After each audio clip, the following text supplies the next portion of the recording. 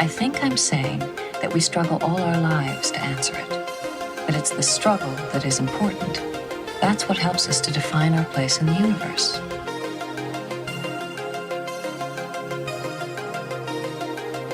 This is Beverly, Dr. Beverly, Dr. Beverly Crusher.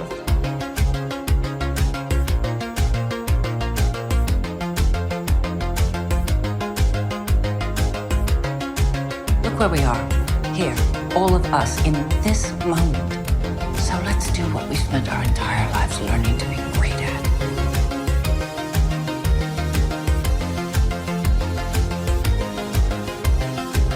And this is Crusher Convo. And welcome to Crusher Convo, where we're crushing the conversation one episode at a time. And today is my season 3 finale, where I am dedicating to the one and only Gates McFadden and discussing her own Trek journey as Dr. Beverly Crusher. Now, first off, I wanted to say I'm just a fan. I don't work for Gates. I don't work for her people. This is just me discussing what I know, what Gates has talked about, and what's out there in the World Wide Web of her own journey and also in her own words. So I wanted to do a quick disclaimer before we get started. And of course, don't forget about my sponsor, Cherry Tree. If you go over to their website at mycherrytree.com, use my code CrusherConvo6 to get 6% off of your order. They have board cube computers, they have Klingon keyboards, and they have amazing little Lore Deck key caps. So go over there, especially for Christmas, and get your fun computer items. And also don't forget to follow them on the socials at Cherry Tree Incorporated. Now, of course, everyone knows Gates was born in Akron, Ohio, and she went to Brandeis for her Bachelor of Arts. She also taught postgraduate degree over at George Washington University and Harvard.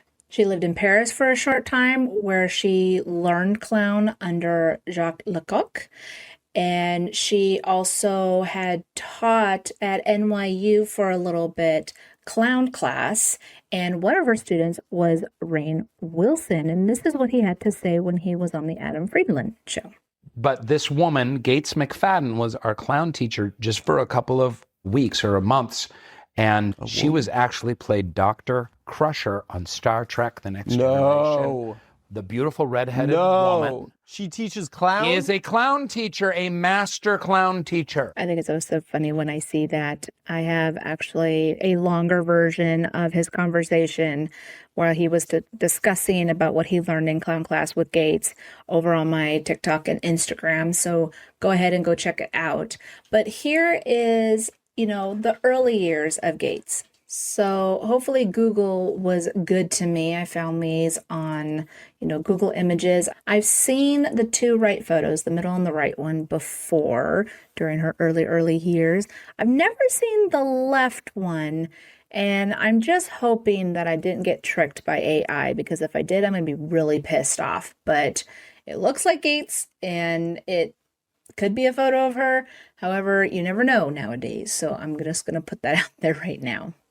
Here's also some photos that were off of her website. So if you go over to gatesmcfadden.com, you can see a bunch of photos that she has there of her work on plays. Here's a couple of them where she did How to Say Goodbye in 1986 and Emerald City in 1988, which obviously she did that play in between her time on TNG, which we will get into later. Love these behind the scenes of Labyrinth that she had done in 1985. As everyone knows, she did choreography and puppet movement during her time there under Jim Henson, which is in the right photo right there. She said it was just the best year of her life. That's how long it took to create this movie. And of course, she's talked about lots of stories about working with David Bowie, especially while he, I guess, even recorded the video dancing in the streets, okay? And he was just like, it was just a normal day for him. And she's like, what the heck, So always listen to her stories, especially at conventions, but you could also find them on YouTube. But yeah, I wanted to share these two photos with you guys.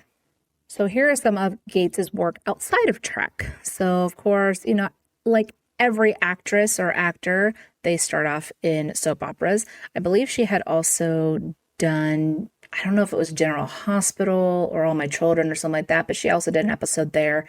But she also did Another World, played Mrs. Swift in 1988. Of course, that's also in between TNG. She was Mr. Price's secretary, Muppets Take Manhattan. She did an episode called Gina's Story in 1985, When Nature Calls. She did an episode of The Cosby Show. I believe it was like Cliff's 50th birthday or something like that. She didn't have a name, but that episode came out in 1987. She was Caroline Ryan for 1.25 seconds in Hunt for Red October. She played Diane in Taking Care of Business, which I believe John Delancey was also in that movie. She played Ina from Dream On in 1993. She was Greer Erickson in 1994 on Party of Five. And of course, she did a season of Marker as Kimba.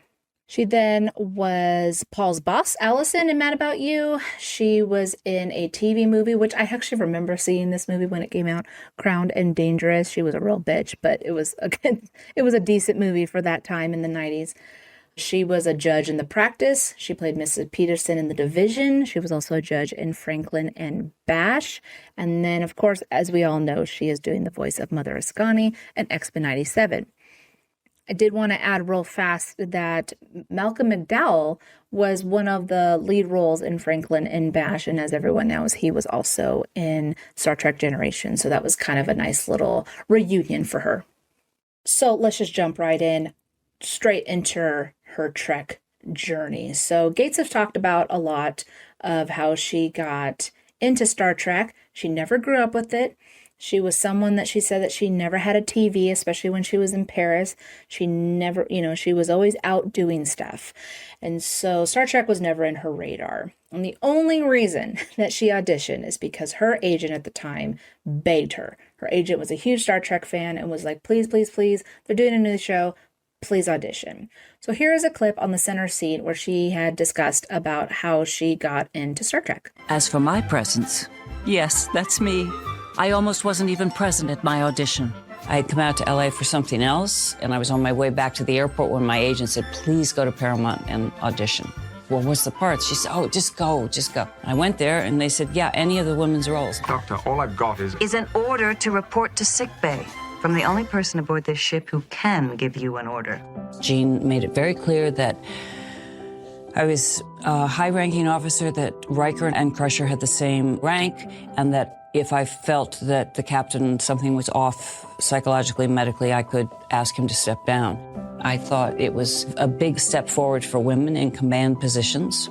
The fact that she was a mother and had to deal with her child on the ship. Mom, could you get me a look at the bridge? All of those things were why I ultimately said yes. Now, she actually picked the role of Crusher because the audition scene was from The Naked Now in the ready room, okay? And so she thought, oh, Crusher's the comedic character. I'm totally down to playing her. Of course, Crusher was far from being the comedy character, but only auditioned for Crusher because she thought that she was the funny one, right? And of course, Gates did put in her own flair when it came to Beverly, so that is kind of funny of why she picked her. Originally, there was no Beverly Crusher, okay? There was a Mrs. Crusher, who was dropping off Wesley on the Enterprise because they were trying to do the friendship of Picard and Jack, and so Picard was going to take Wesley under his wing. And so Mrs. Crusher was just dropping off Wesley and saying sayonara. But when they realized they didn't have a medical doctor for the ship, that's when they created Beverly Crusher. And so that is how she came to be. I've had mentioned this on TikTok about how the intro or what, like the description of her character was. And I always thought it was funny that they had said that she walked like a striptease queen. So they were definitely trying to say that she was very tall and, beautiful, and the captain couldn't resist her. I guess only in the first season because we didn't really get much of the Crusher. But I always thought that was funny, so I wanted to mention that. Now, unfortunately, one of the biggest things that Gates has to talk about is how she got fired on The Next Generation. And so I have two clips for you, one from the center seat and also one from Inside of View, Michael Rosenbaum's podcast that you could see on YouTube.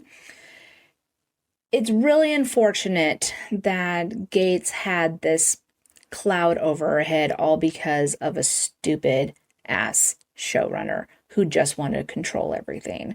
And he really wanted to control TNG, even to the point that even after he gets Gates fired, he ultimately wants to fire all of them because they are too hard to handle, especially Patrick, who just was not happy with what was going on.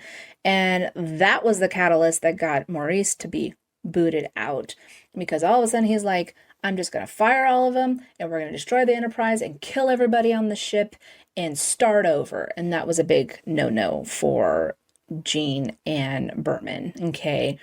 But it sucks that that's what it took, right? Unfortunately, at the time, Denise left and then Gates is fired and poor, Marina's like, I don't even know my fate at this point when it comes to the girls. So that was something that Gates has to discuss, and she didn't really discuss it much up until after Maurice had passed away, which I believe was 2015, maybe 2016, around there, mid 2010s. So she's been open about it. And so we know a lot about it in conventions and interviews and things like that. She likes to discuss about it. So that's why I wanted to show the clips of these two, of her just discussing it. But again, it sucks that we lost her. But of course, when Maurice was gone, they asked her back and Patrick was like, please, please come back, which Gates has talked about plenty of times. But here are the two clips. Maurice Hurley, that old school cigar chomping TV writer. The bottom line is he was very sexist. He wrote women in lazy, tropey ways. I argued a lot about it with Maurice Hurley, and I think I was not very diplomatic.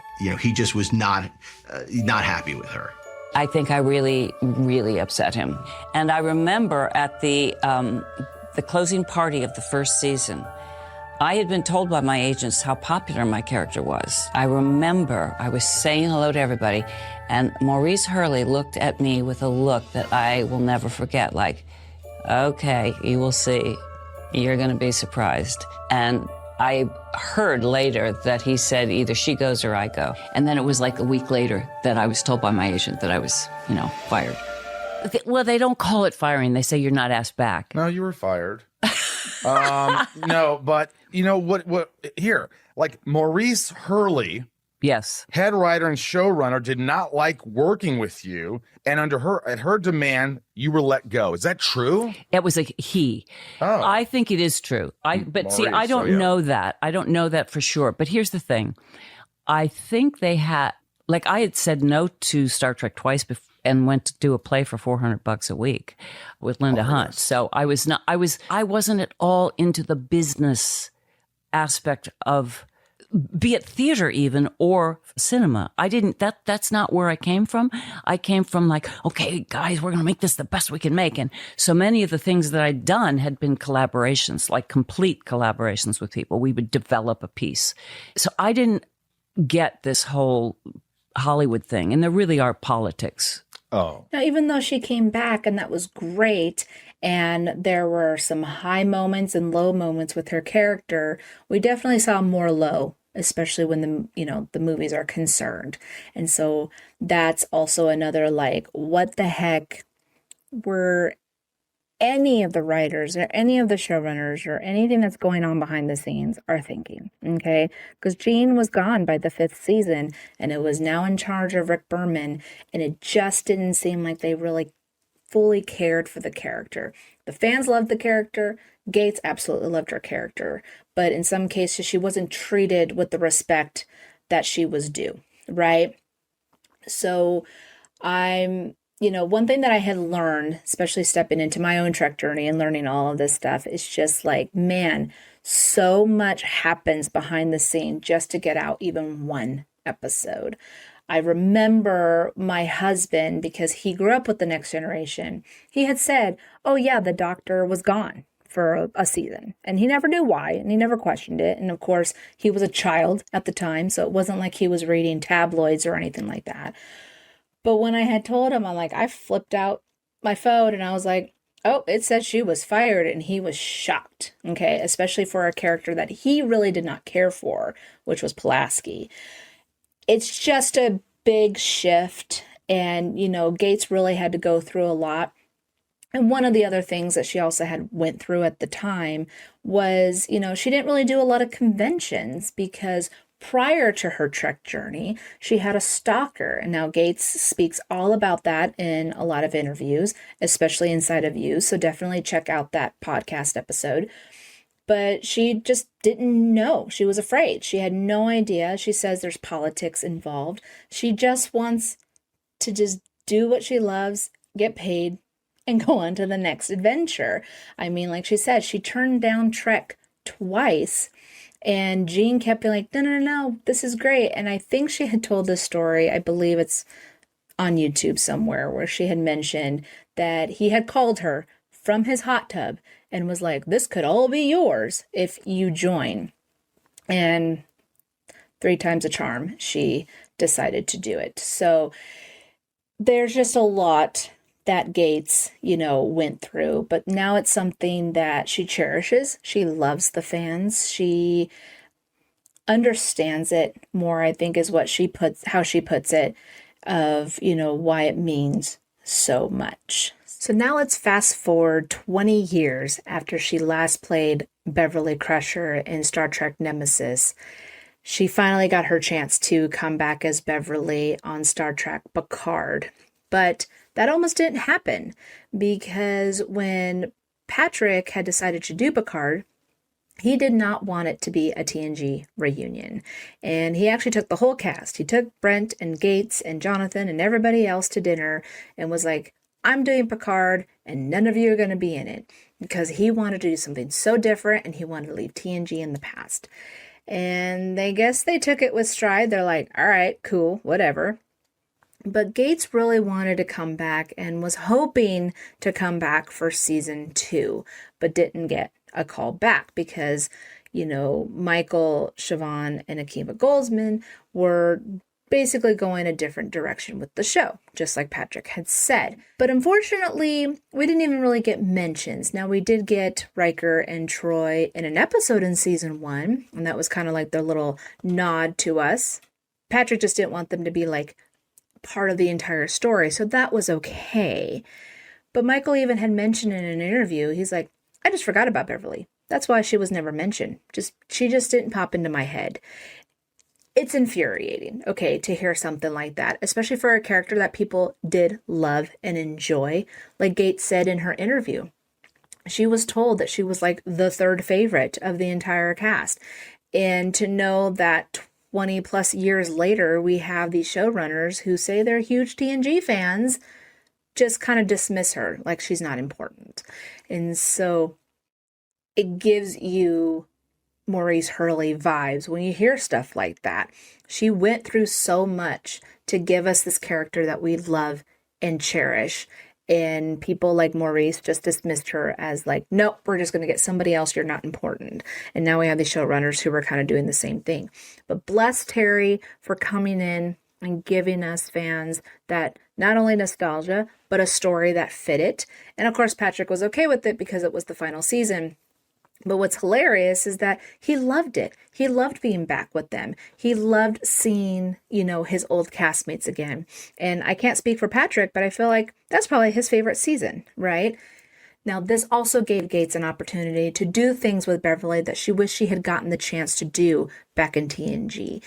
She knew she was this badass, fighter and with a gun and a phaser and all that stuff. She knew she was a brilliant scientist. She knew she could run a ship. She knew she could captain a ship. She knew she could be a great doctor. She was a great mother. Like, she did all of these things in season 3 of Picard, and she just got to take it to the next level with Beverly. And I'm so happy for Gates to be able to do that, because it was just something that she always wanted to do that she never got the chance before. So thank you, Terry, for doing that. Now, season 3, of course, isn't perfect, but it at least showcased Beverly in a way that us fans know that she was like that all along. But enough about Beverly. Let's go ahead and talk about Gates's pride and joy. So during season 4, Gates had a son. His name is James, who they call Jack, with her former partner John. Brent Spiner on the left photo is Jack's godfather, and Gates has joked about on her podcast on how she chose 2 Jewish people to be the godparents of her son, as the christening was more for her mother's sake than anything else. She was always said that she wanted to be a mom, and being a mom is the greatest joys of her life. And I understand that completely as a mom myself. Her son is a wonderful and skillful violinist and is now married to the lovely lady on the right there. And congrats to them because they just got married this year. I love that photo of him. He's like 6 months, I think she said, where he's in his little captain's uniform and sitting at the helm of where Wesley would be sitting. And she had mentioned too that, you know, the Enterprise was her son's playground for the first 3 years of his life. And he learned how to walk on the bridge. And so that was something that she always held special to her, that he got to experience just this amazing this is huge imagination here, and he got to live it, right, and grow up on it.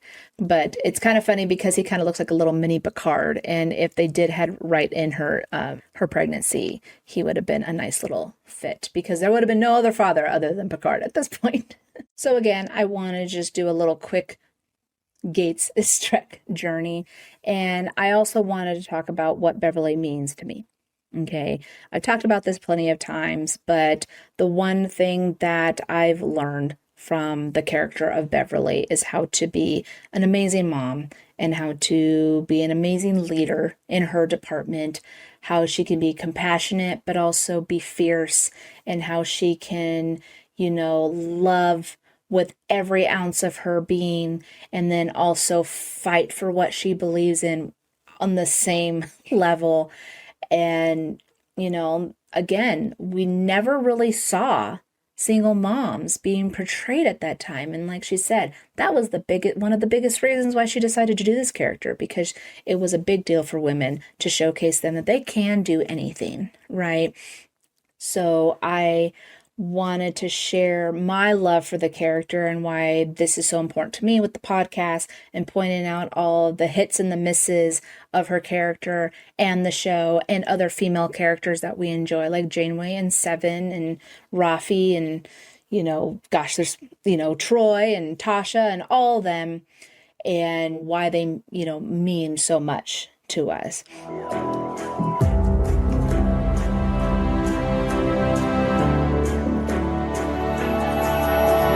Any for your thoughts? Hi, Jesse. It's Grayson from the Prime Detective Podcast. What do I love about Beverly Crusher? I have to admit that Beverly Crusher has never been my favorite TNG character. And it's not because of anything with the character. It's just that a lot of her problems tend to get solved with technobabble very quickly. And I think that's a problem with all the doctors. They wave a magic wand and everybody's cured. I do love the episodes where she gets to have some critical thinking, like in Attached and in Remember Me, where she's kind of having to be a person instead of someone who can regurgitate Starfleet medical jargon. I also love Beverly Crusher because I love Gates McFadden. I got to meet her at Dragon Con this year. And she was the nicest, the sweetest, wanting to engage with me, have a conversation. I really enjoyed that interaction. It's a picture that I have now that I will treasure. So my favorite part about Dr. Beverly Crusher is Gates McFadden herself. It's no doubt pretty common for people from marginalized communities to find refuge in science fiction. At a time in my life when I felt as if there was no place for me in the world, Star Trek The Next Generation was an enormous comfort to me. It gave me hope that things could and would get better someday.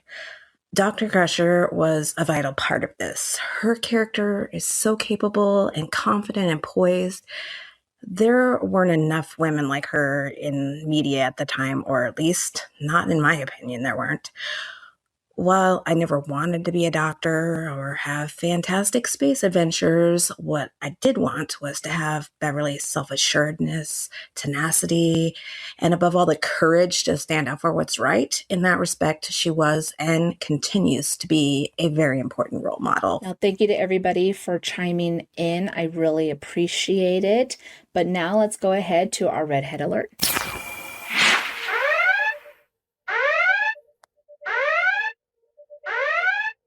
All right, in between the seasons, I will be doing what I did for season 3 of Strange New Worlds. I will be doing live reactions of the new episodes of Starfleet Academy, which airs on January 15th for my Admiral patrons, and then have a quick react and review that will drop on my YouTube channel.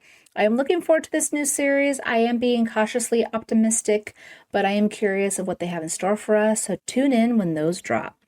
Now, don't forget about my giveaway. Once I get to 1,000 followers on Instagram and 1,000 subscribers on YouTube, I will be giving away an autograph of Gates McFadden to a very special listener. Please spread the word and share my content to help me reach my goal. Don't forget you could submit a penny for your thoughts during Starfleet Academy by recording off of crusherconvo.com, a 60 to 90 second clip. Or you can email me your thoughts to crusherconvo@gmail.com and I will announce your penny live on the air. And my Patreon shoutouts go to Leslie, Dave, and new member Grayson, who are my Commander patrons, and Chuck and Engineer Mark, who are my Admiral patrons. If you would like to support the podcast and enjoy exclusive extra content, just head over to patreon.com/crusherconvo, and you can sign up for as low as $3 a month. Now, thank you guys for a fabulous 3rd season. I appreciate and thank all of my listeners and guests who I've had on the show, like Lori, Kenny, Tim, Cameron, Joe, Jay, Brian, Vernon, Wes, Marcy, John, Ryan, Emmett, Jim, Ollie, and Avery. I appreciate you all so much for coming on to my little humble of a podcast and, gush about Crusher and geek about Trek. I cannot express how much I appreciate it and love you all for supporting me on my own journey. So thank you guys so much. And I wanted to share just a little Crusher Convo stats with you guys. So little fun facts here. I am at 76 episodes total between the 3 seasons. Actually, if you add all my bonus episodes, I am way over 100, but I'm not including those. I have 354 subscribers as of right now, over 3,000 followers combined on the socials. I've done 14 interviews. I have over 6,800 plus downloads on the audio versions of the podcast.